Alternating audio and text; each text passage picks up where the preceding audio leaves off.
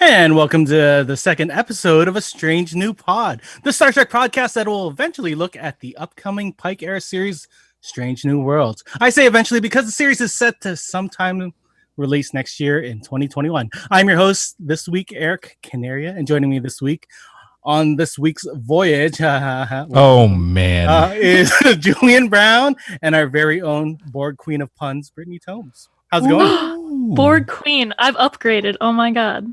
Well, you know, the puns are so strong, and you know the Borg's so strong, so I thought I'd put those two together. I thought you were going to call me number pun. I have a question. Did they have Britney Spears still in the 23rd century? Because it's Britney, bitch. Ooh. I'm just asking. Did they? I feel like it's one of those things that are just forever. They actually redid the hit, so it's Hit Me Bejor one more time. Oh no! Oh man. This is just I don't even know where to go for. Shut up, Wesley. Before we get started, you know, a big shout out and thanks to Sam Dillard and Samo Studios for our awesome intro and outro music. Hashtag chills. That's what the kids say, right? Hashtag. They do this. They go hashtag. Do they the really? singers. Isn't that like a thing for drugs? No, it was a joke. Hashtag. Is this? Oh, and this is also Pon Far Are you okay, man? from Search for Spock. This is what Savick and Spock did when Spock was getting the Pon Far. Teenage Spock. Yeah. I'm not kidding. I'm not. I have to rewatch those movies apparently. Spock, Pon Far from home. So anyway, What is the show about? I think it's about Star Trek. This week we're looking at the season 4 episode 8 and 9 two-parter, The Year of Hell for Star Trek Voyager, and is often regarded as, if not the best episode of that series. But before we get into that, I'm going to throw you guys in for a loop because, you know, Julian did it last time and this is my revenge. So, damn you. You know, one of the best things about Twitter is that as a fan, we often get info that we're not normally privy to. So back in 2012, Voyager writer-producer Bryan Fuller, who we'll talk about later, wrote that Sarah Silverman was supposed to be a series regular on Voyager after her short stint on the show as SETI astronomer Rain Robinson. So this was in the season 3 two-parter Futures End, which was amazing. So I throw it to you guys. Is there a character on Voyager? I know, Brittany, you would know this right now. Is there a Voyager that you would love, like a Voyager character that you would have loved to see as a more of a main character on the show? Julian, let's start with you. Oh, don't do that. Damn it. You really threw me here, man. Or even better. Apparently B'Elanna Torres was not supposed to be on this show, and it was actually going to be Ensign Ro from TNG, but Michelle Forbes did not want to reprise the character. Is there a character from somewhere else that you would like to show up that you would have wished actually showed up on Voyager and wasn't part of the show? I have to throw some yellow alert at you real quick, actually, because I think you have it mixed up. Ro was supposed to be on DS9 and not be and Voyager. Wait, so they kept on trying to get her? They kept on trying to get her, and she just kept saying no. Yep. I love Say no that. to like 3 Star Trek She shows. did. That's crazy. She's an actor. Because they had to get Nana Visitor to play Kira instead because Michelle Forbes said nope, didn't want to do. She wanted to do features instead. Okay, someone that I would want to see a regular that wasn't on the show as much. I have a thought, but I'm not sure if she ever appears in Voyager. That's okay. You go first because this is a loop I was not ready for. Nope. Okay, so the fans know that I'm hardcore Deep Space Nine. I will tell you right now that literally all of Voyager that I've seen is this 2-part episode, Year of Hell. And I will get to watching more now because I'm sold. I love Jadzia Dax. I'm not sure if she appears on Voyager. But I would like that because I love her. It was a neat character that had like 2 parts to them. It was really, it would have been cool to have someone like that on the show, but they didn't really have anyone like that. Yeah, I don't know where she would fit in necessarily from what I know of Voyager, but she would have been better. Why not? Cass or whatever her name was at the first couple of seasons. Oh, Cass. Oh man. She'd be in it for the trill.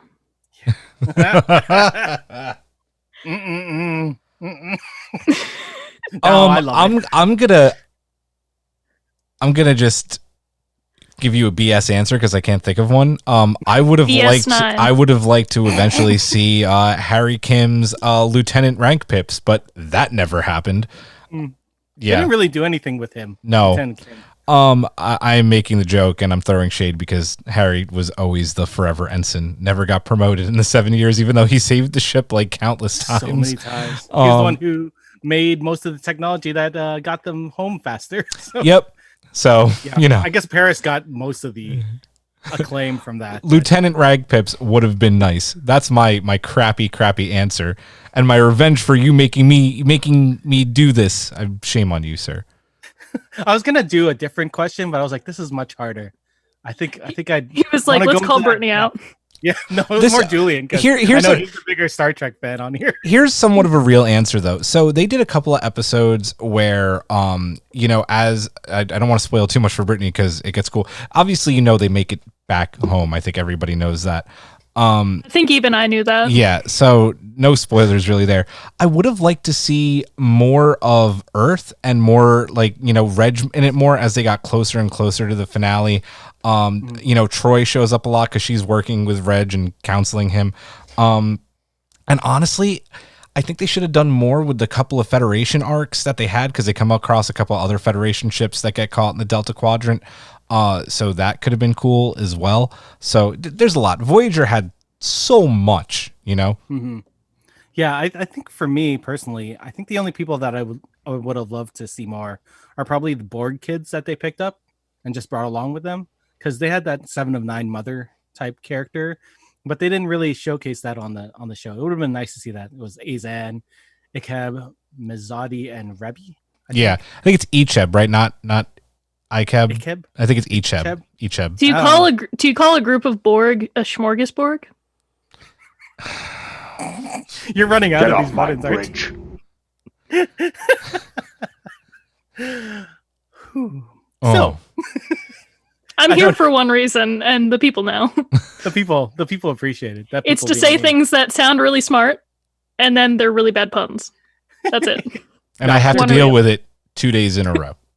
Just pointing that out. Well, as we said earlier, this is a Voyager episode, and we're going to be talking about the year in hell. So in these episodes, Voyager comes across a Krenim time ship that's wiping whole species from existence to change the timeline. After a year of Voyager encountering that ship, a badly damaged Voyager with a skeleton crew leads an armada of interplanetary ships against them to defeat them and set things right. The episode stars regular cast members Kate Mulgrew as Captain Catherine Janeway, Robert Beltran as Commander Chakotay, Roxanne Dawson as Lieutenant B'Elanna Torres, Robert Duncan McNeil as Lieutenant Tom Paris, Ethan Phillips as Neelix, Robert Picardo as the Doctor, Tim Russ as Lieutenant Tuvok, Jerry Ryan as 7 of 9, Garrett Wang as Ensign Harry Kim, as well as guest star Kurtwood Smith as Anorax. Yeah. So this is, like I said earlier, considered one of the most beloved Voyager episodes and probably the classic episode for Voyager. What do you guys think of what makes this that classic rather than those regular episodes where Voyager's just sort of spun around? Julian? It was just such a a departure from some of these other Voyager stories where Voyager ran into a lot of issues along the 7 years. They had the Kazon, they had the Borg, they had species 8472. But this was the first time that they literally could get wiped out of existence and showed Voyager in its worst possible state, minus the episodes where it gets destroyed and they go back in time and fix it. It just, the stakes were really high, and at the end of the two-parter, you don't know what's going to happen. You don't know what direction the writers were going to go. And I thought that was really cool at the time watching it as a kid. And then, rewatching it, you obviously know what happens, but it's still such an impactful episode because of, not so much because of the characters, even though there's so many really good character moments, but because of Voyager, who is just as much a character on the show, and to see the ship in such irreparable damage. It was just, it really hit you, especially the first time you ever watched that episode. Yeah, I think Janeway actually tells Tuvok in, was it these episodes or maybe Yeah. an episode afterwards, that she considers herself as close to Voyager as she is. Yeah, that was this her episode. crewmates. Yeah, it's in the episode. I actually ended up watching like 4 or 5 episodes after watching these two. I do that So all the just sort of- time. Every time I just throw flow on together Voyager, somehow. every time I throw on Voyager, I can't stop. Yeah. What about you, Brittany?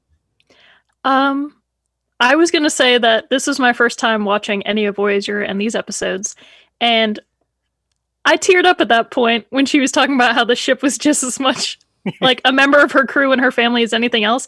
And that's saying a lot considering I have not gone on a journey with this crew and this ship.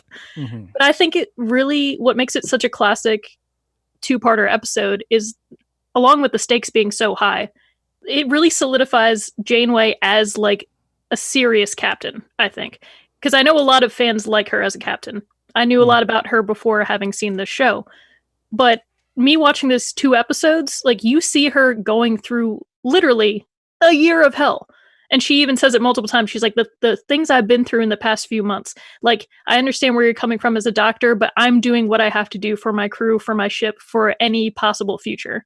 So she's like, if we make it through this, sure, I'll be court-martialed. I'll do what I have to do, but like, we're going through this.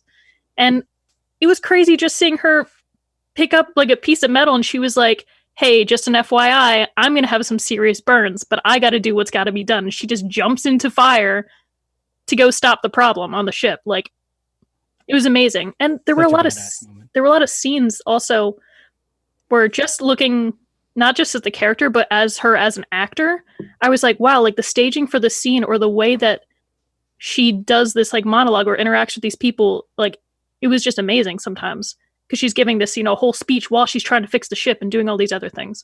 So I really enjoyed it. Mm-hmm. Is there a time that we've seen a ship get this damage before? I don't recall ever seeing a Federation starship this beat up.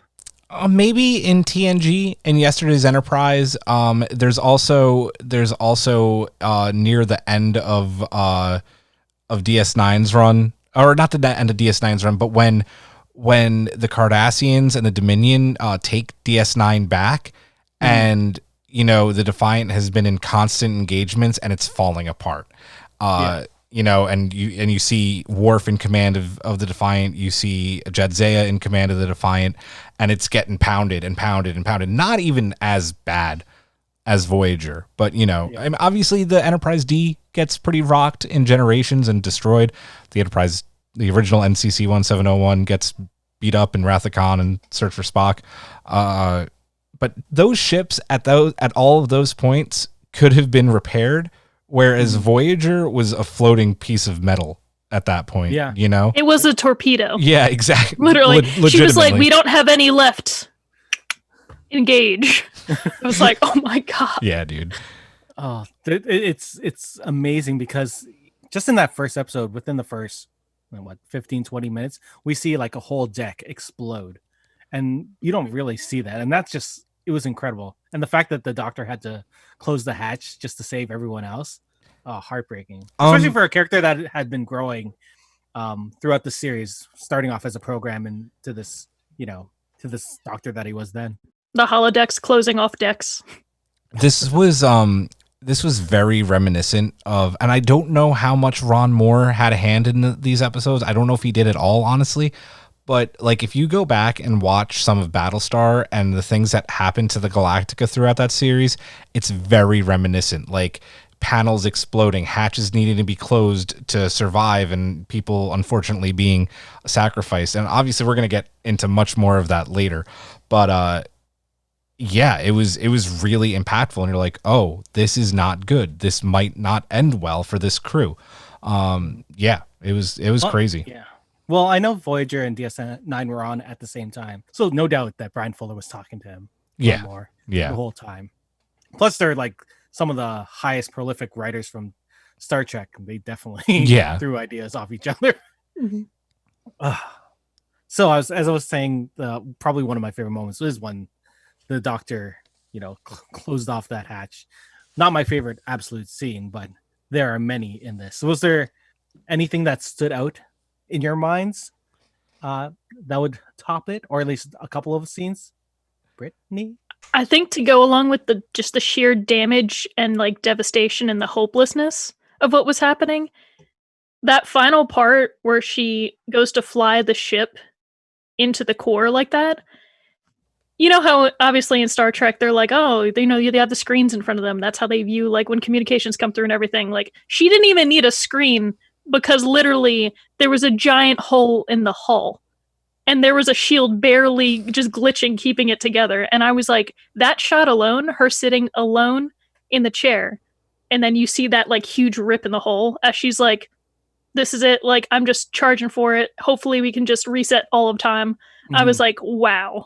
It really solidified awesome. Her as the like badass captain that she is, right? Is, yeah. You know, even though there's no memory of it happening, like that still was like, okay, if that situation was to happen again, you know that Janeway would cross that line and do it. The definition of ride or die. Yeah. She's like, I'll do both. And she was already a badass for jumping in that fire with that. Yeah. Captain America style with the shield. Yeah. Or the fact that she sent her crew away and was like, I'm not asking you to stay because asking you to stay is asking you to die. Yeah. And then she's like, be gone. Yeah. Like, what? And it was the last thing that she wanted to do. Yeah, which is devastating. You know how much that moment means to her because, you know, this, you know, we're 4 seasons to the show. The Maquis and the Federation, you know, officers have gelled and become one family. And that was everything to Janeway, and wanting that need to get them home and to make them abandon ship had to just wreck her, you know.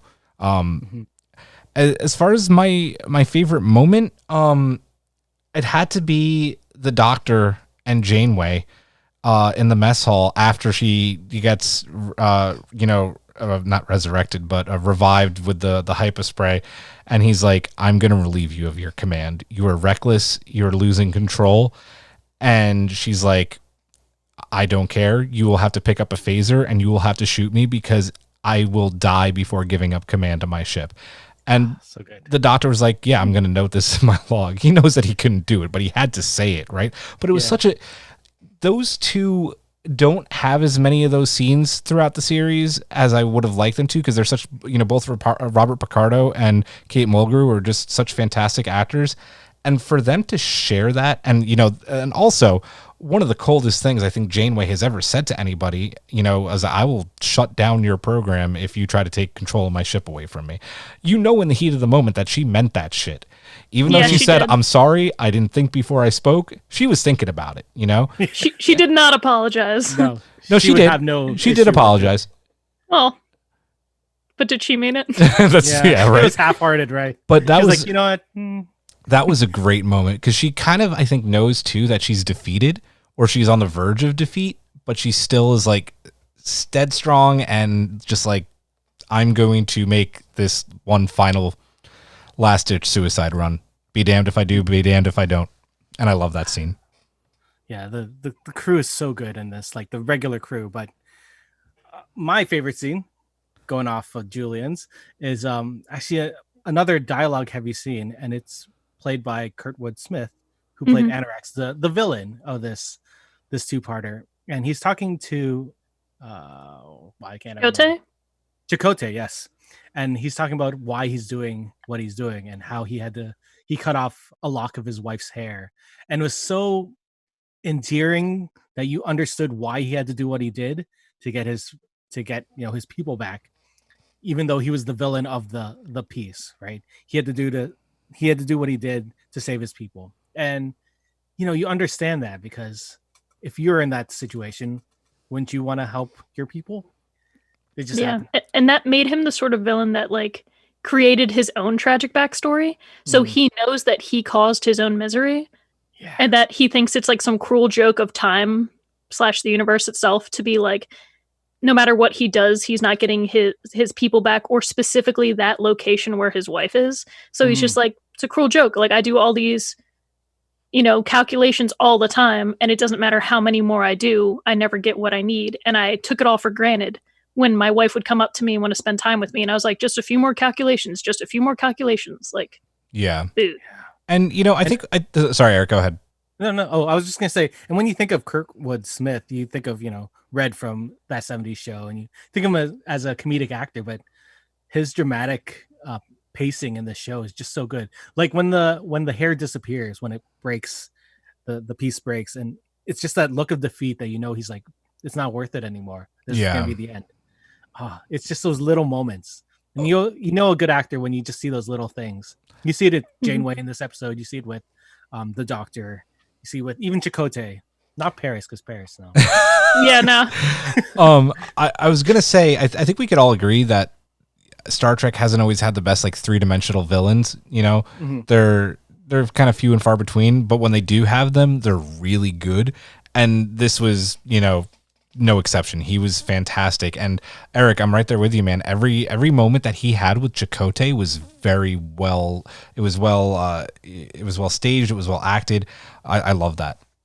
And that Tom's sitting there. He's like, he's trying to manipulate you, but in the back of your head, you're like, is he really? Or is he just trying to make him see what he sees? Like he wants to give him his point of view. To make him not feel. For once, the villain's giving you his perspective and his background without being like, haha, this is my master plan. He's like, no, this is exactly why I'm doing. If this happened to you, wouldn't you be doing the same? It's very tragic. I know it's wrong, but I'm not stopping. Yeah. Yeah, and he was like, you're our guest. He's sort of like Hordak Prime when he was with Glimmer, right? Like yes. Okay, but Hordak Prime has no redeeming qualities. But regular Hordak did. Yeah, regular Hordak. I don't know where I was going with this, but are you guys talking about She-Ra? But I think you mean like just the sheer gravitas he had. Mm-hmm. Anyway, watch She-Ra. It's so good. It's so fucking good. We'll talk about it in a different episode. It's fun. So, sorry, Julian, you were going to say something. I did. I said the only thing I was going to say was that again, he was just a very 3-dimensional villain. Very very different villains, but you get the same kind of vibe from taking it all the way to the MCU with Killmonger from Black Panther.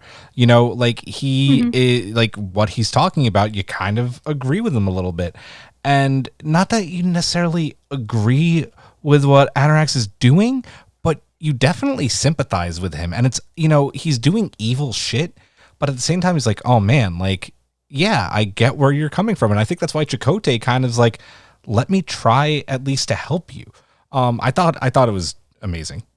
And it was nice seeing Chakotay taking that side, especially since he started off as, I guess, sort of a villain in the first two episodes, like the leader of the Maquis. And yeah, seeing him have that conflicting, because he's always had that conflicting ideals against the Federation, right? Yeah. So having it come up there as well is nice to harken back to those earlier episodes. Mm-hmm.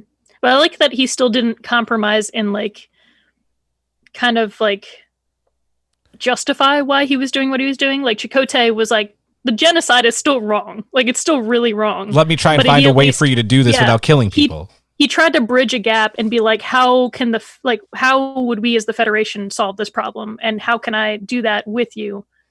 Understanding his calculations and trying to work his way. So it was interesting. And I like how he didn't even realize that when they tried to even remove that comet, he wasn't thinking of the entire history of the comet, like the entire life that it's spent in the universe. He was just like, oh, if we remove it right before we, were to intercept it, it would have completely changed our path. But it's like butterfly effect, man. It's like, dude, if that hadn't dropped some, small remnants on this planet, and then it gave life to plants, and then later more life, and then those people expanded across the galaxy. Shit to think about. Yeah. Everything does something in this world. Like I loved that moment. I really love that moment too with the comet. It's like, it's like how evolution started with us, like, space dust.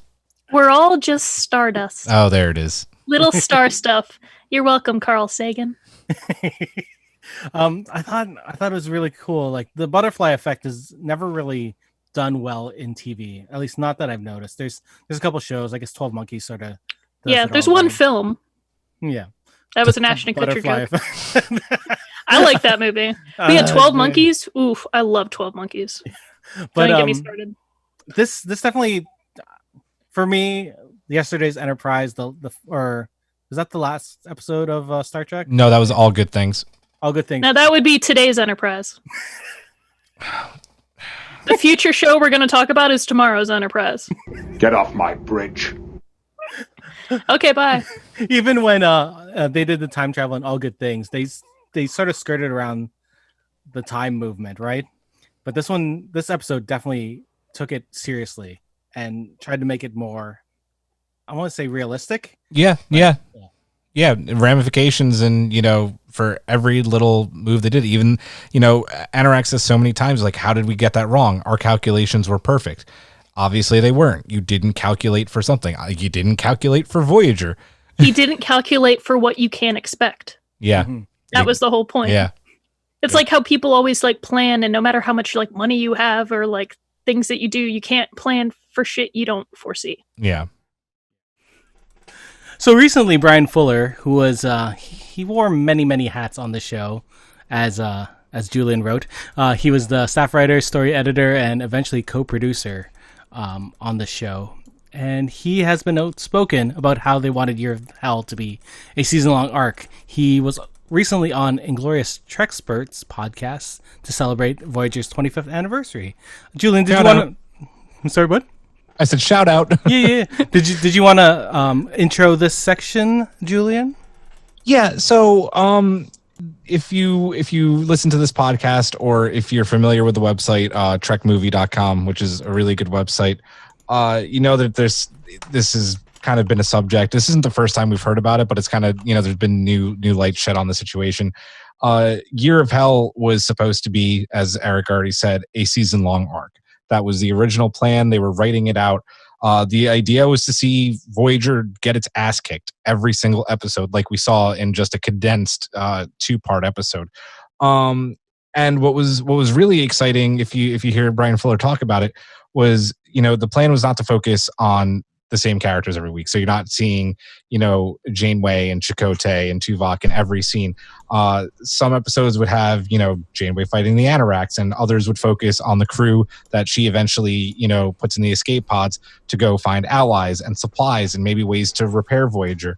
And then, obviously to me, and I'm sure to you guys too, that sounds super exciting and would have been really good storytelling.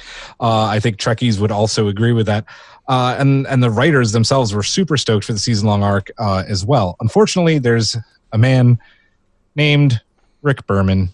Berman! Yeah, literally, that's what Trekkies do if you hear the name Berman.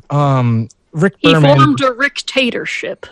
Rick Berman was kind of fighting at this point for control of Star. I mean, he was an executive producer. He was in charge of Star Trek, but he was fighting with Ira Burr on DS9 because Ira Burr was making sure that DS9 was telling these amazing stories, and him and Ron Moore getting this fantastic show that we got. And Rick Berman was just being told no by Ira Burr, like, if you don't like the stories we're telling, you can fire me. So Rick Berman was like, I want Voyager to be more like Next Generation, and I'm going to make sure that it kind of sticks to that track. So Brandon Braga took the idea to him, and Berman just was like, nope, you have 2 episodes to tell this story. We did end up with this amazing 2-parter, but to me, and rewatching it again today, especially after reading about all this, it ends up feeling a little empty, unfortunately. Mm-hmm. So Ira Burr and Aaron Burr are both responsible for shooting shit down. Yes, That we done. we love. Dun, I can't even knock you for that because that was very well done. Look at that Hamilton joke. Shameless plug. I think we're doing a Hamilton episode of EIP in July. Sorry. My heart. It's gonna be a Hamilton of fun. I can't even fault you for that one. I love it. No. I didn't even have caffeine today, so like I'm running on like literally by water. Yeah. Antioxidants. But that's basically the general gist of it. And I took a ton of notes watching this episode about all my disappointment. But I like even though I knew that this was supposed to be a year-long arc, I'm not really disappointed in it. But the one thing I am sad is not getting to know what the other crew members were really doing during this. Like, we were really focused on Janeway and a couple of the other officers. Not really, like, Tuvok, yeah, because he, eyes go by. And not really Tom, because Tom's Tom. And, Chakotay. But, like, we got to know so many of the other characters. 7 of 9 was nothing in this episode. Not that I remember. she was literally Tuvok's eyes. Yeah, she was literally like, this guiding. Yeah. Yeah, but and I do, if you don't mind, I'm going to kind of rant some more because I have something I want to say about that. Do it. One of my biggest issues with Year of Hell is that after the two-parter, there's absolutely zero ramifications for anything that happened. It literally never happened, and I hate that kind of storytelling. And one thing I wrote down as I was watching this and thinking, like, dude, imagine if Tuvok stayed blind, how much that would, like, you know, make a new story arc for him. Imagine if Seven had to be his guide, and that, like, strengthened this bond that they kind of have throughout the series, but isn't as much, like, touched upon. So many things could have happened if they let there be some ramifications from the aftermath of this, and they didn't.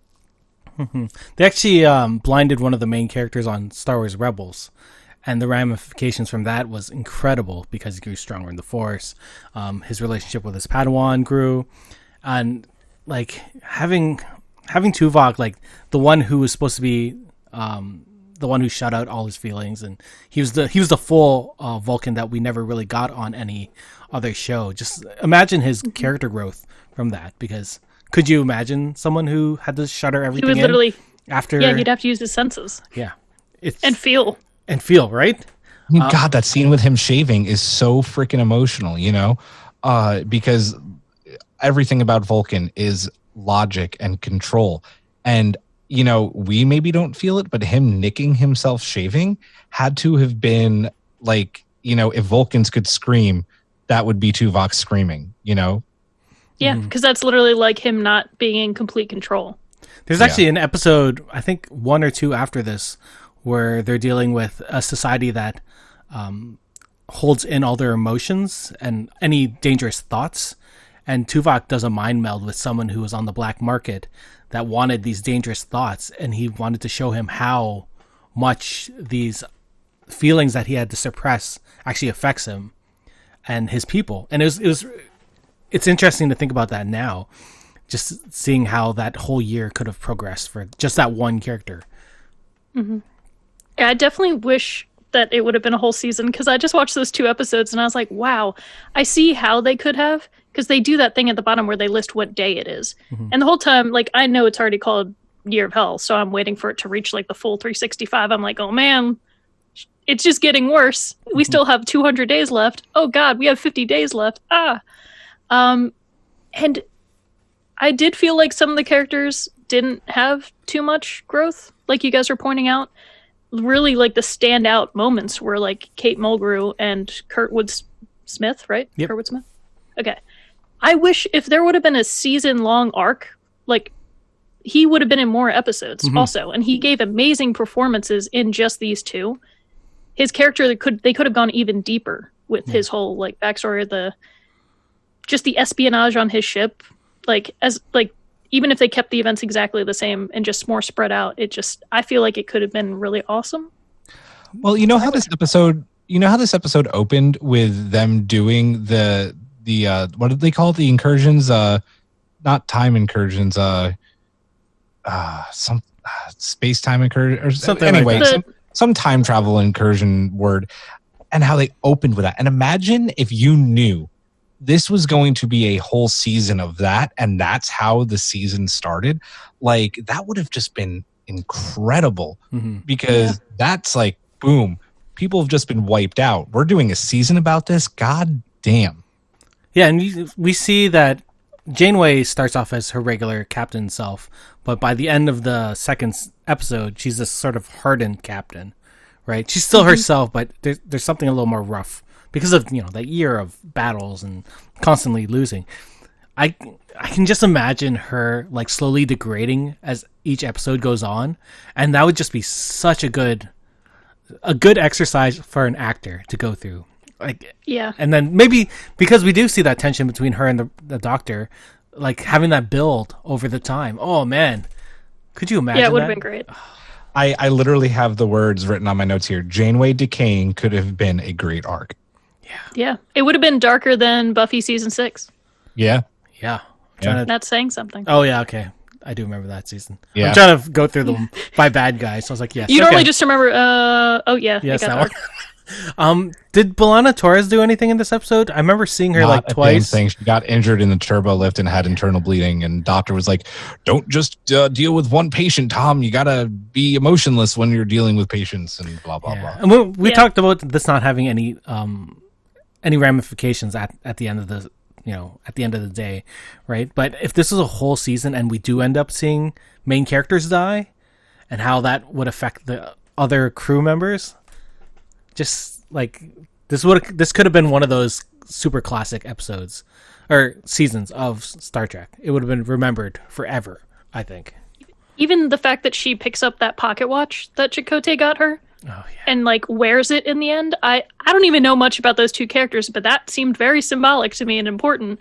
If she even would have remembered that, or if each character would have remembered something tiny, but they couldn't put together what happened, or why do I have this weird sense of something occurred? That could have been cool too, because it would drive character motivations later on, or their relationships with each other still, even if they couldn't remember the entire thing that happened. I can't wait to witness your now whole rewatch of Voyager. And you're I know. It's going to start tomorrow. Yeah. I'm excited. I one other thing I wrote down too, if you're talking about how that would have ramifications, right? I when Janeway is making that speech, when she's about to say abandon ship, go to the escape pods, find help, she says, one crew, one ship. That would have had so much more meaning had this been a season arc. It just would have, let's say we're 5, maybe even 10 episodes. This is maybe the mid-season finale, and she says that and they abandon ship. That would have been oh my God. Oh my God. It's like that moment you get when Pegasus shows up at the midway part of season 2 of Battlestar. What's really not when it shows up. Sorry, when the Vipers face off against each other. What's really funny is that I wrote this down. I was like, what would be a good mid-season cliffhanger on this show? And Brittany, what would you think one would be? Out of what happened in these 2 episodes? Or at least something in this. Ooh. I mean, I think it would have to be her sending her crew out, right? Really? I know that's where the end of the first season. Well, I don't. Give me a minute. Okay, I think for me, it would have been when Paris and Chakotay were taken. That would be a good cliffhanger, because then the second half would be him on the other ship and them growing that relationship. I feel like that's. I feel it happened so early, though, right? Yeah. But I feel like that was. I feel like that had to happen out of necessity, unfortunately. Right. Oh, gotcha. Yeah. Okay. Ooh. Yeah, I can't really tell you. But I was going to say, as far as ramifications are concerned, one big ramification was when she rammed the ship into that other one. She ramified so hard. I hate everything about you. This makes me so happy. Thanks. I'm happy to be here. One thing that, people talk about when I'm going to completely keep referencing Battlestar Galactica, and I'm really sorry because Ron Moore worked on DS9, and so much of Battlestar is stuff that he wanted to do with DS9 and couldn't. He did so many episodes early on with Battlestar that focused on one single subject as they were, trying to get away from the Cylons after the miniseries. It was episodic television. Mm-hmm. And I'm watching that scene where 7 of 9 is in the Jeffries tube and there's the temporal torpedo stuck in the hole. And I'm like, you could have done an entire episode just on what the hell do we do about this torpedo stuck in the hole, because if it goes off, we're going to be erased from time. It's just... The episode would have been called Time. Yeah. Like water. Water, yeah. You got it. Anyway, never apologize for bringing up Battlestar Galactica because we're nerds. Unless it's 4.5, then you would have to apologize because that was just garbage. I'm sorry, I don't know what that is. The second half of season 4. You're wrong, by the way. So guys, with all the damage to the ship and the various levels... Do you think they lost the mailroom? Was Harry Kim there? Then they definitely did. Oh. The good news is, no matter how damaged we are as people, our mailroom is intact, and we have some really cool things in our mailbag. Thank you, fans, for sending in some amazing comments and...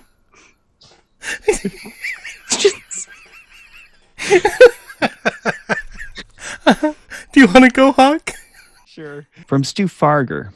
I feel like what separates the second wave of Star Trek, TNG to Enterprise, from the Star Trek we're seeing now is the self-contained episodes versus the overarching narratives. As much as I would have been interested in seeing the Year of Hell in depth, I kind of miss the fact that Star Trek could be lighthearted one episode and dark as hell the next. Couldn't really do that with Picard and Discovery. See, I sort of agree, but not really sort of agree, because if we looked at my favorite of all of them, Enterprise, that's a lie.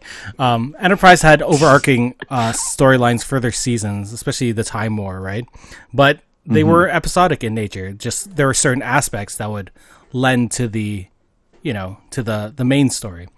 When we go back to the episode of, we were talking about the turbolift thing with the bomb, or Belana Torres, hurting herself. There could have been a lighthearted episode in between some of these, like maybe. Oh yeah, yeah. The internal bleeding, definitely no, but like what were the kids doing on the ship, right? Oh no, wait, the Borg kids. There's not really a lot of kids on Voyager. Better yet, that was season are the 6. mailroom people doing on the ship? Yes, Yeah. this is why Is the Lower mailroom Decks is fine? coming, right? Lower Decks is coming, so we find out what happens in the mailroom. Even in Galactica, there were as lighthearted as Galactica can get. There was like a couple of we're not in all the doom and peril for this episode. Like they could have done that during this season. They could have done an episode about stellar cartography being finished, even though the ship was getting blown to shit. So I guess maybe they couldn't do that. Anyway, well, or they were damaged so much. They were so damaged that maybe they landed on a planet, and while they're on there, it switched over to Nazi era planet, like they normally randomly. It's always It's always Nazi era. There's always why not just planet. some hangar hijinks? Yeah. What's going on in the hangar bay? Who knows? Or maybe they took out one of the shuttle pods or shuttlecrafts, and someone gets stuck out in space, and it's that that duo in space thing, like, oh, we're getting on each other's nerves. When shuttle hits the fan, we'll be better friends after this. Maybe. Shut up, Wesley. Or You got 3 shut-ups in a row. could you imagine Where there's a Will Wheaton, there's a way. There's a Janeway. it just gets better? It's like a poem pun rolls into another. I just started Voyager. I'm so happy. What if it was on the shuttlecraft? What if it was blinded Tuvok and 7 of 9? That would have been hilarious. Or sad. I don't know. One or the other. Could have been both. One or the other. Oh man. But See, yeah. I don't know, like a Year of Hell, like an actual season that followed the Year of Hell storyline, and that it would not leave a lot of room for a lighthearted in that, because there was so much at stake in that, like the fact that they're in this quadrant, which is being like, every planet seems at some point to be annexed in that, or the race behind it, by this this time weapon and that, so there's always that hanging in the background. Yeah. Yeah. I just couldn't see lighthearted if they were going to follow it through like an entire season. Like I'm trying to think, right? Because I agree with you, because Erik was like, oh, they could land the ship, but I'm like, the ship has so much structural damage that if they tried to land, it would just burn up in the atmosphere. Yeah. Maybe it's before that. Oh no. They're literally like shields at 2%. Let me go back to Bryan Fuller's quote. Voyager gets its ass kicked every episode. So Maybe it's getting its ass kicked by Nazis on a planet. It happens. I mean, 2020 for me has been the same. It's true. Oh. Maybe. This is our Year of Hell. Yes, it is. Oh my God. Yep. Yes. who's got the next mailbag? I do. And it's from Spears. And he said, I kept waiting for Anorax to call Harry a dumbass. Which, is sort of funny. Because Anorax never talked to Harry in this episode. So, Sure. I kept waiting for him to pull out that line. Guns, guns, guns. Oh, God. We went to RoboCop. Oh, yeah, dude. No. The he's a villain in RoboCop. Yeah. I'd buy that for $1, even though that's not his line. Yeah. Sorry. It would give a new meaning to Red Alert. Because he played Red Foreman. Have we gone to the repeating ones yet? Red alert! All hands to battle stations. I should just put a picture of his face during the video. We should just put red alert where you did like the things last week, just like blaring red alert for the whole episode, because I think Brittany might have made 75 puns. What I do is a war crime for sure. And for those listening, there are definitely more puns off air when we were recording this. So True. you're missing out. Our last mailbag is from Michael, and he says, "Great eps, love them. Tuvok goes blind. Yeah, should have done that and kept it that way." Who's the actor from that '70s show as the villain? I think we mentioned him. Eric, what's his name again? Kurtwood Smith. Yeah, Kirkwood Smith. And then he just says, "Yeah, so good, so good." Yeah, we agreed. They are so good. These were great episodes. I wish it was a season. And Star Trek has done, these ships in peril, but this is pretty much, I think, the best of the best for Star Trek. The best. It's the best around. You think these are your favorite two episodes of Star Trek? No, I think for the ship in peril episodes. Oh, for ship in peril. I think this is probably the best. Yes, that I can think of. But I can't say that. Like, I can't say that because the ship goes back to being a pristine condition. And that's the one last thing I want to say. This is my last rant about this. My biggest problem with Voyager ending, and when they get back, and I know you already know that they get back, Brittany, is that they get back and like the ship is fine, right? Like nothing happens. There's no ramifications of being in the Delta Quadrant for 7 seasons. None. Like, yeah, some crewmen died, like R.I.P. They had the wrong colored shirt anyway. Yeah, exactly. Like people die, like crewmen die in Star Trek. It's part of being on Star Trek. Red shirts, man. Come on. To be fair, it's just Deus Ex temporal mechanics. It's like when they have Q randomly show up to just do whatever. It's their Deus Ex moment where they're like, "Oh no, we got ourselves into a tight spot here. Let's throw in Q." Wrong. I love Endgame. The name of the Voyager finale is Endgame. I think it's a fantastic season finale. Next to TNG, it's my favorite finale. It's a little too convenient, but I like it. And I don't like that Voyager comes back like all pristine in one piece. But that's just me. Yeah. Yeah, it's weird, especially with that big battle with the Borg at the... Oh, dude. I'm sorry, Brittany. The Borg at the end. You would assume that, at least at that point, they would have gone through some shit, right? Ablative shielding, baby. It just... I don't know. Yeah. That extra thing.